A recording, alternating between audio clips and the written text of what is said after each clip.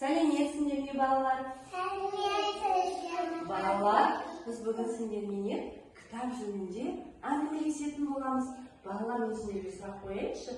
Кітап деп сендер қалай түсінесіңдер? Кітап дегеніміз не? Кітаппен біз не істейміз?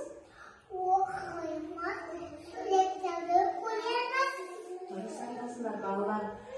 Кітаптың ішінде керемет сендерге арналған ертегілер бар, тақпақтар бар, жаңылтпаш мақал-мәтелдер бар. Балалар, егер сендер кітапты көп оқысаңдар, ертең өскенде керемет білімді маман иесі боласыңдар. Бүгін сендермен біз мінекей біздің тобымыздағы кітап бұрышымен танысатын боламыз. Жарай ма? Кітап сендерге ұнай ма? Балалар, бізге қонақ келді.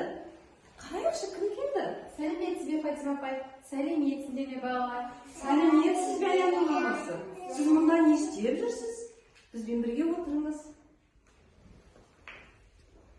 Мен кітапханаға барып, арнайы осымыздың кішкентай бүлдіршіндеріміз үшін көптеген ертегі кітаптарын сатып алып, мынандай әдемі, сиқырлы ертегі кітабын жасап келдім. Осыны сізге табыстағым келді. Балаларыңызға оқып бересіз. Не деген керемет, Аяның анасы. Сіз өте үлкен іс жасаған екенсіз бүгін. Балаларға базарды ретінде керемет кітаптар жинағын жасап әкепсіз. Сізге алғыстан басқа айтарымыз жоқ. Сіз секілді керемет баланың жанын түсінетін ата-аналарымыз көп болсын. Балалар, мен барайын.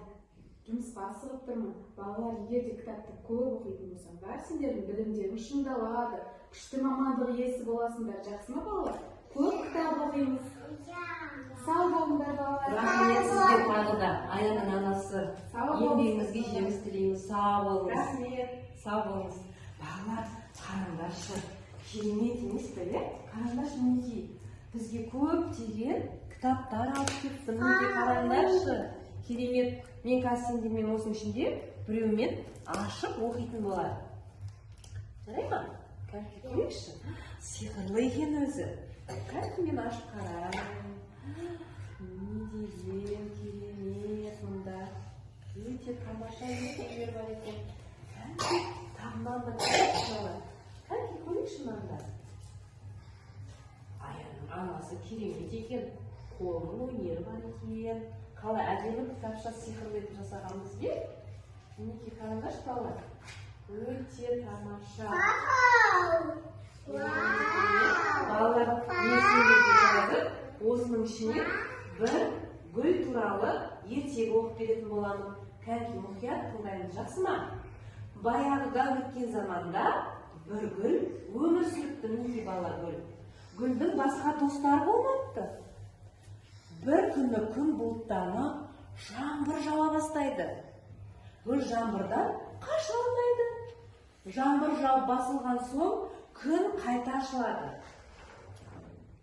Кейін гүлдің көңілі көтеріліп қуанады. Ол әртүрлі қимыл жасап билейді. Бір кезде оның басындағы тұқымы жерге себіледі. Гүл оны байқамайды. Гүл тағы да менің достарым жоқ деп мұңайып, жылай бастайды. Қарап тұрған күннің көзі жабылып, тағы да жаңбыр жауады. Жаңбырдан соң гүл жан-жағына қараса, кішкентай гүлдердің шыға бастағанын көреді.